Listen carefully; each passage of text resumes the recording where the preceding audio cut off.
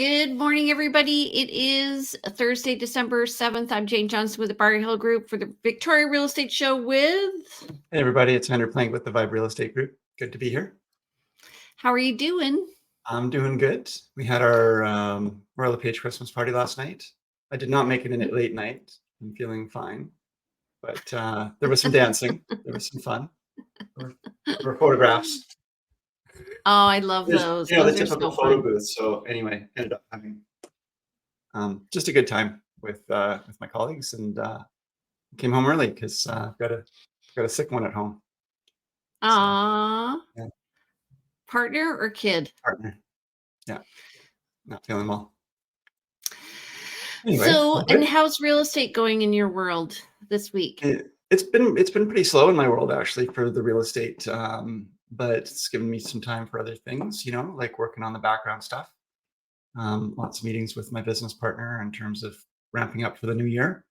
And, I know that felt like there was a bit of an uptick at the end of November, beginning of December here. And I have an offer right now to deal with on one of my listings, but once again, price, the buyers are coming in pretty aggressively in terms of price, like very low. So we're gonna have to deal with that. So let me ask you a question. Do you feel it's less fast now because you're a more experienced realtor? Definitely. No, definitely, because there was a time when, even one offer would have me sort of panicked, and how am I going to deal with this? And, early on in the career, or just two offers or two competing things requiring my time would definitely get me looped up. And, now I'm not phased if there's multiple offers on one property and a buyer wants to buy another property, and we're just sort of juggling around, and you just learn to manage the time and expectations of everyone, and talk to your colleagues and say, this is what's actually possible, instead of trying to fit it all in. I remember when I first got into real estate, I was like, okay, well, I did one transaction a month for the first few months, and then we were like at 2, and then I was looking at my stats. I was at 3 my third year, and it was like 1 ball in the air, 2 balls in 3. Oh my God. And it was overwhelming. But I think that it speaks to the maturity of your business and you in the business, that you're not stressed over multiple offers. Yeah. And also when because part of this is people are throwing them at you to juggle, right? It's not like you're necessarily picking them up. You're already juggling a few, and then somebody says, here's another one. But lately, for me, it's been like, okay, we'll take this one away. We'll take this one away. So I've got okay, that's fine. I'm just juggling this one for now. We'll see what happens, soon enough. But, again, you and I have always been different in our careers in terms of what we pursue for volume and for, size of business. But this time of year is always, it's typically slower anyway. So that's the other thing. I mean, you've probably gotten used to it too. All things being equal, the phone tends to ring less. It's so funny. Last year, so working with Kayla, who's new to our team, and Danielle, in February, they're like, are we going to get busy here? And I'm like, we're going to get busy. Don't you worry. And then I showed them the cycle of real estate was, and they were all okay with it. And then later on, they're like, okay, now I'm seeing why you said that, Jane. Yeah. But anyway, okay. So today we're going to have Jen Lowe. She's with Dominion Lending Group. She's coming to us to talk about the Bank of Canada rate, and we'll be discussing the stats. So I'm going to bring her on right now, and then we'll do the stats together, and she can comment as things go. Hello, darling. Good morning. How are you guys? Hi, Jane. Jen, sorry. Good morning. Good morning. All right. So let's get to the stats here. It is Thursday, December 7th. We're doing our monthly market update, and we're going to be talking about the latest rate announcement. Sorry for saying this so many times, but I just want to make sure we start off well. Do you want to start us off with the last 7 days? Sure. So in the last 7 days, 141 new listings came live. 109 properties went pending, so that's quite a tight ratio there. 75 price decreases. Again, quite a few price decreases. 2 price increases, 7 back on market. 173 transacted at the lawyers and closed. 128 properties expired in the last 7 days, and 17 properties were withdrawn. So quite a lot of movement in the market there in terms of things happening. Do you want to take the last 7 days before that, then, Jane? Well, just I don't need to go into big detail, but just looking at the list to sale, so new listing to pending, we're definitely down over last week, the week before, where it felt like everything was fast. So we were, for the first time in a long time, our list to pending ratio was way over, and now it's still pretty good. So. Yeah, I mean, certainly still seeing a lot of properties going pending. That's definitely a good ratio. We're not, but that above 1-to-1 that we saw last week was quite an anomaly almost. It's like, where did that come from? Yeah, and I think it's probably because people trying to get in. What were you going to say, Jen? I'm just curious, when you're looking at listing a property, or especially around this time of year, with when you're looking at the BC assessed value. Clients really like to look at their BC assessed value, whether it's under assessed or over assessed. How do you address that? It's not related to price at all. Yeah. It's funny you say that, because I'm doing a course next week for realtors, and I'm going to be talking about negotiating listing price. So we negotiate listing price when it's listed and when it's sold. And one of the main differences between now and, I would say, 15 years ago is that everybody has all the data now at their hands. And so if you present them with the data, then you, especially now that assessed value is a year and a half old, they're not related. Yeah. I don't know. I mean, I hear what you're saying, Jane. Everybody has all the data at hand, but that can be also a problem because people don't always know how to interpret it, or they think they've already made assumptions around it. And it can be difficult to walk people off the belief that their place is worth assessed value, or to understand that their place is $200,000 less than assessed value, or, for example, where they've already kind of in their head said, well, we're going to call a realtor and we want to sell, and because we kind of got this idea in mind.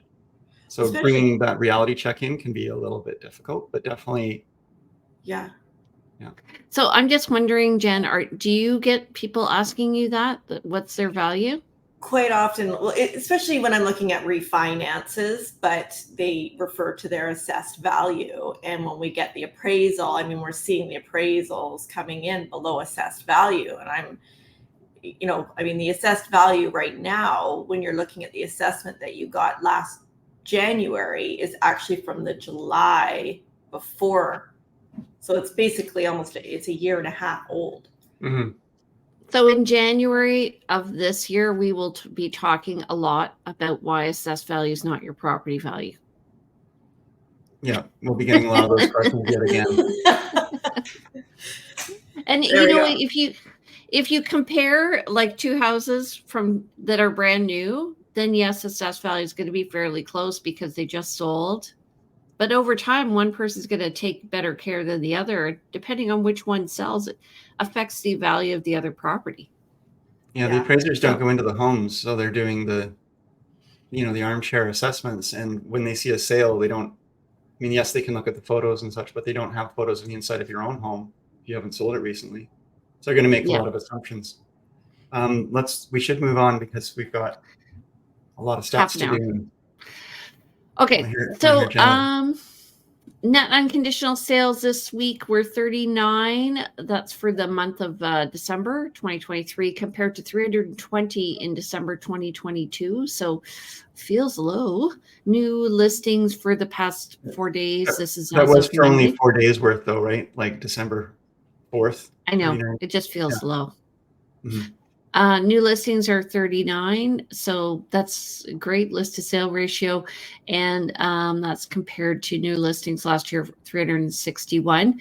And in November, there were 785. So we are seeing a seasonal dip here of new listings coming on, totally natural. Total active listings are 2517, and that's compared to 1688 for last year. So we're up.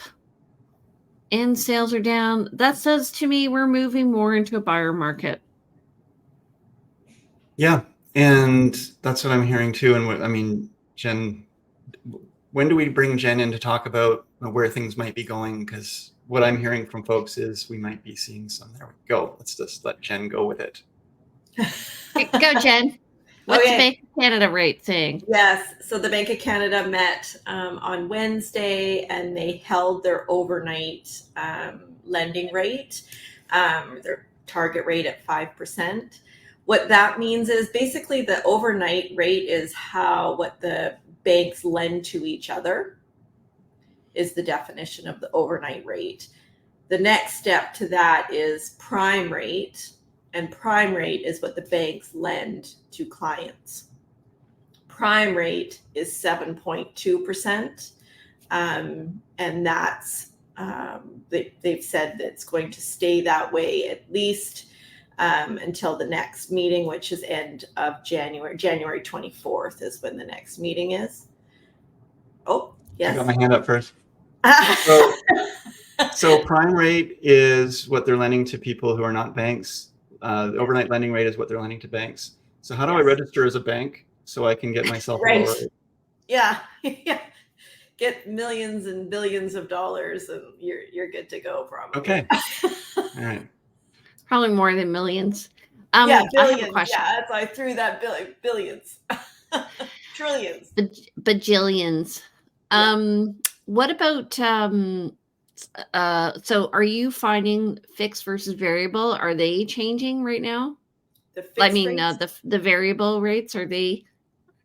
No. So to break it down further, so then the Bank of Canada sets the overnight lending rate, which then determines what the banks are going to lend to clients with their prime rate. Separate from that is the bond market, and the bond yields are what basically determines what the fixed rates will be, and the bond yields have been declining. So fixed rates have actually been coming down these last few weeks and are expected to continue to come down. How does that compare? I've heard things like inverted yield curve, and so on. So that's right now for a variable rate, let's just say you can get prime minus 0.9. So my brain isn't working. So 7.2 minus 0.9, so 6.3 for a variable rate, but you can get 5.39 for a 5-year fixed. So it's cheaper to go for a longer term fixed right now than, and but isn't that typically the case? That's opposite. It's the opposite of what we normally see. Yeah. Because they're betting that people will go fixed rate, because they're betting that the variable rate will go down below that. Yes. So then they get people to lock in, and then give it a year or two. People are going to go, I wish I didn't lock in. I wish I went variable, which is kind of exactly what's happened this past few years. People went variable and they're laughing, going, I'm at 1.45. My world is amazing. And then rates went like crazy, and they're wishing they locked in. Yeah. So it'll be interesting to see what happens here, because like you mentioned, that inverted yield curve, variable is higher than fixed, and normally fixed is higher than variable. Yeah, it'd be nice. It would be interesting to see if those who stuck with the variable, if at the end of the day, there's a certain point where, the heroes that locked in at an amazing rate early on are doing quite well, but those who have been riding the variable, if it makes sense to continue riding that variable, only the future will say. But as you're saying, the indicators are it's better at this point, while the interest rates are higher and appearing like they're going to come down, to ride that variable out. It really is case by case though too, because 5 years is a long time. So locking in your mortgage for 5 years, it's hard to say whether, I mean, me personally, I've bought my forever home like 4 times, right? So usually the average is 3.8 years that people decide they want to move. And then in that sense, you are breaking your fixed term mortgage and your penalty is higher to do that. Yeah. Because it'll be the rate differential. Yeah. Right. Yeah. Okay, let's go on. All right, so total active listings 2 years ago, oh my goodness, we were coming off an all-time list to sale ratio of like 100 to 120. So I remember just being astounded at how many listings were selling. I think there were 800 for 3 months in a row there. Anyway, we went last year around this time, we were just under 1,800, around 17. And now we're up around 2,700. So it looks like we're in a healthy market for buyers, and there's more choice out there than ever. You can see that this curve, can you go back one? Sure. You can see that, in 2021, December 2021, December 2022, you can see this downward curve at the end of the year as people take their properties off market. We're seeing that yet again, but that doesn't mean that we're now going to see that. You can see that it goes for a month or two at most. Actually, in these cases, it ended. The December was the drop, end of the drop, and then it starts to, the inventory goes up again. So if we follow the same curve, we're going to continue to go up. This is just a temporary. We'll probably see a drop again here in November, December. So when we're looking back 3-4 months from now, we'll see a similar curve cycle.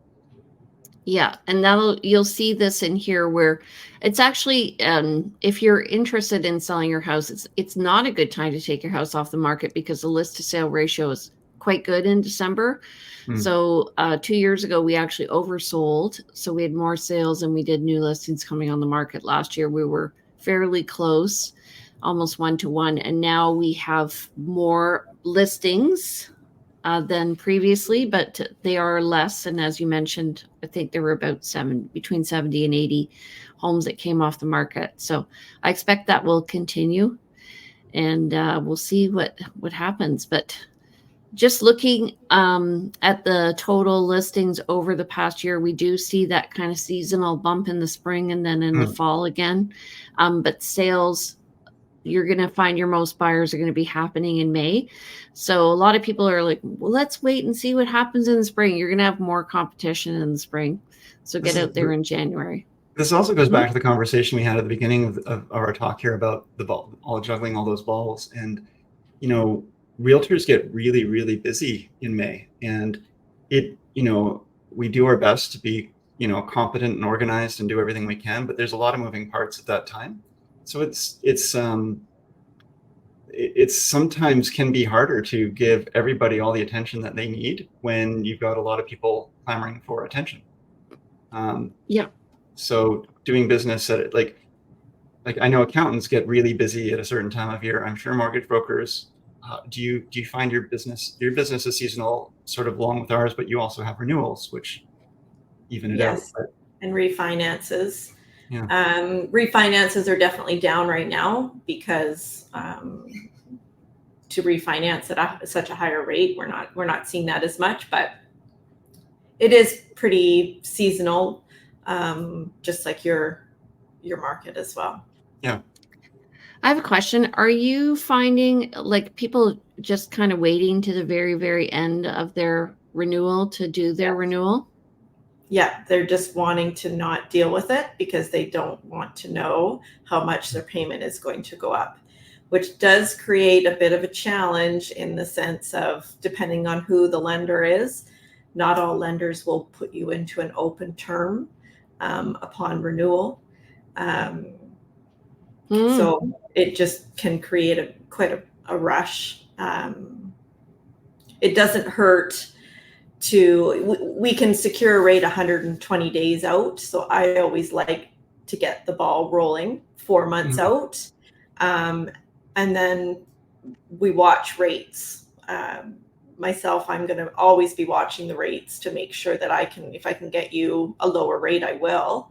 That's a really good point, because if you leave it till the last minute and rates have actually gone up in that 4 months span, you could have had a locked in rate sooner that would have been the best possible rate, saved yourself some time and trouble. Plus, we all know that with the higher interest rates, sometimes you do have to go outside the box to maybe get some family money, or come up with some, learn how to tighten your belt in advance to get everything you need in a row to make sure you are ready for this new payment. Well, that's where variable may be like a bit of an advantage over fixed, because people who have been on variable for the past few years are not going to feel so stressed, whereas people who've been on fixed are going to be like, yeah. I mean, those clients that locked into, there were some amazing 3-year rates, just over 3 years ago, that were like 1.59 to 1.99. And that is going to, hurt.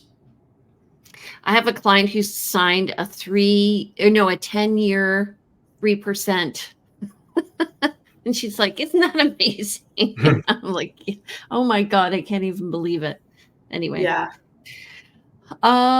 Okay. But at let's the time, go it next could have looked one. like it was high when you're looking at being able to, 1.9 elsewhere. So it's really funny, how in retrospect these things look super wise, but you never know. But that was super wise. Look at this. We've got ourselves just about a buyer's market. Just about. Actually, we're strongly in a buyer's market there at 20%. Yeah. So, it's funny. It's funny how we were whining we were too busy 2 years ago, and now I would love to be that busy again. But overall, though, if you were to look back at this 20 years from now, it would look very flat, right? Past a year and a half. So we're firmly in a balanced market, heading, I would say, a bit towards, we're in a buyer's market coming out of a balanced market. Okay. Single family homes, I'll do this one. So 2 years ago, we were just under 1.35. We headed to 1.25 last year. We've been fairly steady, and then we had a bit of a bump up in this summer in July, over 1.35 again, and we've come back down. And so this is exactly what Andrew was saying, that buyers are really going for the blood right now, and they're negotiating down. And I think that's because they're watching what's happening with the market, the bond market, and all of that. Yeah, and yet, I've had conversations with a number of buyers recently who've been saying to me, we don't want to buy right now because of the high interest rates. We're going to wait for interest rates to come down. And talking to colleagues and other other people in the industry who are saying, when the interest rates come down, of course, we're going to see a resurgence of buyers. And with the resurgence of buyers, we're going to see an increase in price. So there's a lot of positivity around what the spring market could look like in terms of average prices and prices going up. So, these buyers are actually better off buying now when sellers are actually less, maybe more likely to be flexible in price. And although there's not a lot of selection, there will be more selection than we're going to see in the spring if we do see a resurgence of buyers. What do you think the chances? I think it's a good chance we're going to see a resurgence of that. And so from now till for the next couple of months is probably the best time to buy in the next year. We're going to see a resurgence. Oh, sorry. We're going to see a resurgence of what? Of buyers coming back to the market in the spring.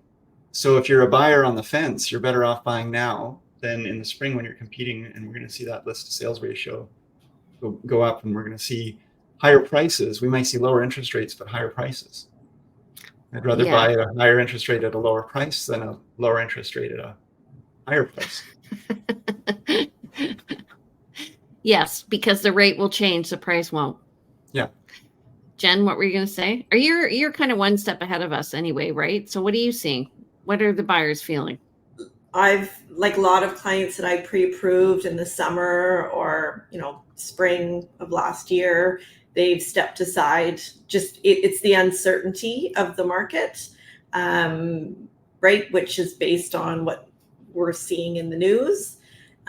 So once interest rates do start coming down 100%, I feel that there's going to be a lot of buyers that are going to want to come back in and purchase the property that they were interested in. Mm-hmm. Yeah. Or not necessarily, like just get back in the market. Yeah. Because that property is not going to be available anymore. You've been building up a number of clients who are on the fence, and at some point they're going to come off the fence, and they're going to come off the fence on the side of buying something. So that dam is building up. I am finding that buyers are watching certain properties and they're like, has it sold? Has it sold? I'm like, write the offer. Mm-hmm. Get your house, and it's subject to sale. So they're thinking of all the energy it takes to sell right now. And I'm thinking, just get, if you want, now's a great time actually to move up in the market, because the upper level's coming down a bit and the lower level is fairly steady. So they're still going to get what they want, and then they can move up easily. I've got clients in that exact situation where, what the evaluation I did for them last spring for their home, it won't be the same in terms of value. But the home that they were looking, they're looking to go from $1 million home to a $2 million home. So there's, as values actually go down, they're in a better position. Because the gap gets smaller between those two. Yeah. And when you rebound back, you're going to be way further ahead. Mm-hmm. All right. You guys, one more question. Are you having success with putting a subject to the sale? Yeah. Not having any problems with doing that? No.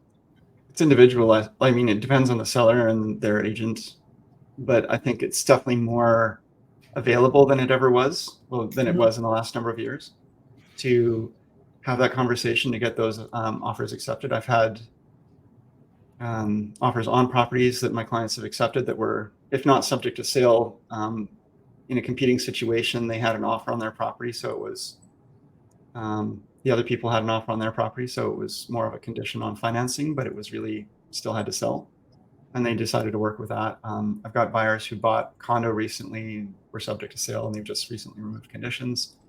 I'm like, if it's a subject to sale for a condo, I'm less inclined to accept it than if it's a subject to sale for a house.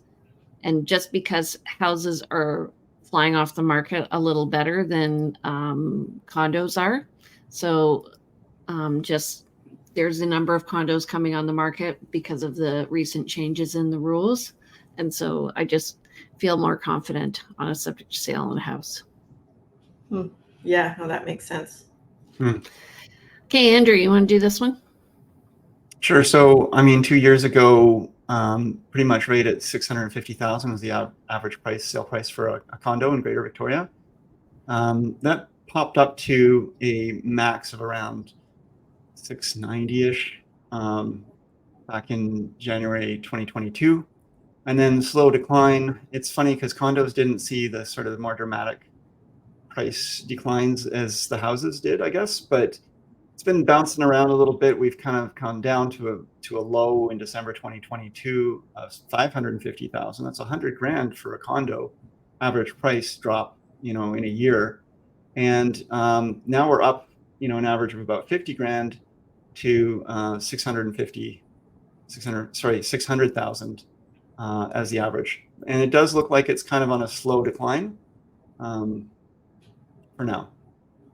And I think the reason why we didn't see the big decline in condos that we did for houses is because condos didn't enjoy the surgence that I made that word up. I don't know if it's a real word, but they didn't enjoy the big bump that housing did, because people were moving out of condos and townhouses into houses, and then they were moving into townhouses when houses got, this was the COVID, taken up. the COVID effect, and people were wanting out of the tight little boxes that they were in. So the condos took a hit and houses got a bump. But as we sort of cycle back to quote normal, people are considering condos again. So even though the market has been sort of softening, there's been a move back towards the condo living as people look at affordability and what's possible and are no longer confined to their homes under house arrest. Or they have to spend a lot of money on gas now. Right. Yeah. Right. Yeah. Yeah. I mean, single family home living is a wonderful dream, and, you know, growing your own food and being self-sufficient in the COVID years, and everybody was getting COVID fit and making their own sourdough bread and raising chickens. But after a while, maybe that gets old and people realize, okay, I don't want to have to deal with the upkeep and the costs and the expense and the heating on a house. You don't want to clean up the chicken. Let's go back. Yeah. I've got some funny stories about Chicken City. Anyway, okay. Rowe townhomes. We're at about 850 where we were 2 years ago. And we always talk about the fact that this really depends on the quality of the townhomes for sale, because newer townhomes are higher end than the ones that were built in the 70s and 80s, wood frame construction on the West Shore that, you know, I always think of Spencer Road. But I would say if you were to look at that line over time, it also looks fairly flat, except for that dip in June 2023. January 2023. Yeah, January of 2023. Yeah. So we're looking fairly steady. Okay, price comparisons. I love this graph. My friend Andrew, or Matrix, Andrew does not, but shall I start us off? Okay, single family homes, Greater Victoria, for November 2023, there were 180 units sold. And in October of 2023, there were 183. In November of 2022, there were 174. So we're up a little bit. And average price was 1,243. That is up or down from last month of 1,264. And the average in 2022 was 1,186. So we're doing well year over year for that, up considerably, I would say. In condos, 120 units sold. That's compared to 140 for October 2023, 141, and 136 last year. So I would say fairly steady. Average price in November was 600, and the median price was 522. I always look at median because it shows kind of where we are in the middle of things. So that says to me we're moving down. So 600 is down from last month, where it was 616, and last year it was 619. So fairly steady. And row townhouses, 49 were sold in November. That's compared to 42 for October and 37 year over year. And the average price was 855. The median was 847. So fairly steady, what we're talking about. Oh, it's nice to see the numbers are confirming what we're saying. And we're up month over month from 811 and year over year 802. So again, fairly steady. So there you go. There you go. Well, there you go. All right. Let's pass on needs and wants today. I want to just talk to Jen. What do you think is going to be happening to the market this coming year? Well, we're hoping, or based on the meeting on Wednesday, by the end of next year, the overnight lending rate is expected to drop to 4% from 5%. Okay. So if you translate that to the prime rate, hopefully prime rate will come down 1% by the end of next year. Okay. And so that'll probably be over a few drops over time. Yes. Yeah. I foresee, and this is just my own personal thought, just what we've seen since COVID, The Bank of Canada dropped rates very quickly in 6 weeks' time when COVID happened, 1.5%, which then led to this past year where they needed to raise interest rates 4% in less than a year. Yeah. So I feel that interest rates will come down slowly. Do you think that'll cause I think what it'll do is cause a bit of a boom in the market again? Yes, 100%. I think because it's that uncertainty, right? Like that's what stopped everybody. So then if people, rates are coming down, now's my time to get in. Do you have any sense of what the floor might be, where they might land? 2024, I mean, it's too hard to really predict further than a year out. Even then, it's hard to predict. But do you have a sense of where we might end up as a new normal? Well, if we're able to get that drop of, say, 1%, I mean, it's hard to, I don't know with fixed rates where they'll end up.